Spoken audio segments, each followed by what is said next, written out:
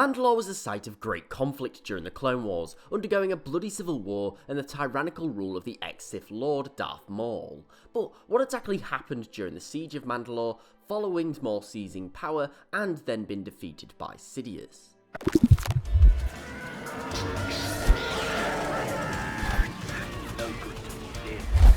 So, as you know, Maul didn't stay in prison by Sidious for long. To find out what happened and what he got up to, check out the video that I released a while ago here. The link should just be on the screen now.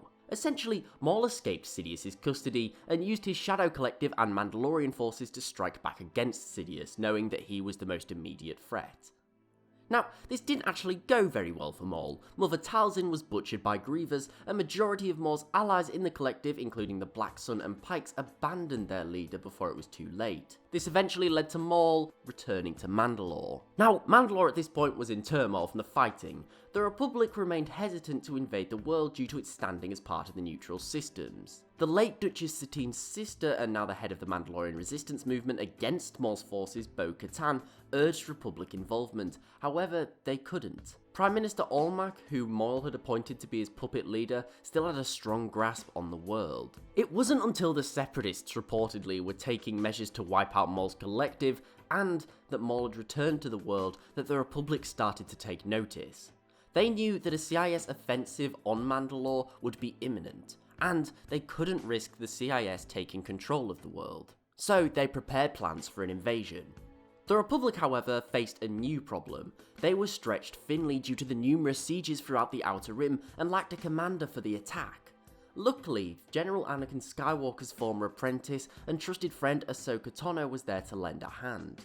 She was given control over a detachment of the 501st Clone Legion alongside Captain Rex. Skywalker himself was unable to take part in the siege due to a pressing matter on Coruscant. Grievous had attacked and kidnapped Chancellor Palpatine. This is likely the last time Anakin Skywalker was ever seen by the two of his closest allies and friends before becoming Darth Vader.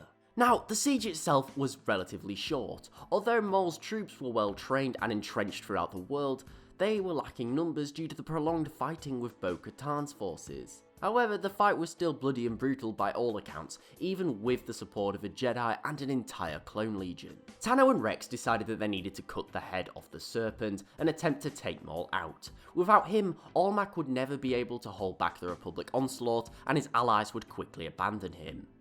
For this reason, they baited Maul into a trap, and after a brief spar between Maul and Tano, her allies managed to trap the Sith within a series of ray shields. Now, with Maul, the official ruler of Mandalore, trapped, and Almec unable to really do anything, Bo-Katan was named the new regent of Mandalore by the Republic. And the fighting quickly began to halt. Most Mandalorians were pretty happy to see her in power. She was a warrior. She was a good compromise between Maul's tyrannical government and Satine's pacifist one. However, this is where the real problems started. All of this coincided with Sidious executing his master plan, Order 66. This made the clones turn on Ahsoka and turned the whole world into a police state. Now, Ahsoka, with the aid of Captain Rex, who did not obey the order, managed to escape. Meanwhile, Rex fakes his own death, and the two part ways to go into hiding, away from this new galactic superpower that's emerging. Now, at some point here, Maul does manage to escape. What I would imagine happened is that they attempted to execute him, and to do that, they'll have had to disable the ray shields. Of course, he'll have still had his lightsaber at the time, so he probably would have made short work of the team sent to do so. As well as this, Bo-Katan was quickly removed from power by Clan Saxon, as she refused Imperial rule. Essentially, Mandalore very quickly became a province of the Galactic Empire, completely subservient. But what do you think of the Siege of Mandalore? And could Bo-Katan have refused Imperial powers and maintained control? Let me know what you think in the comments below.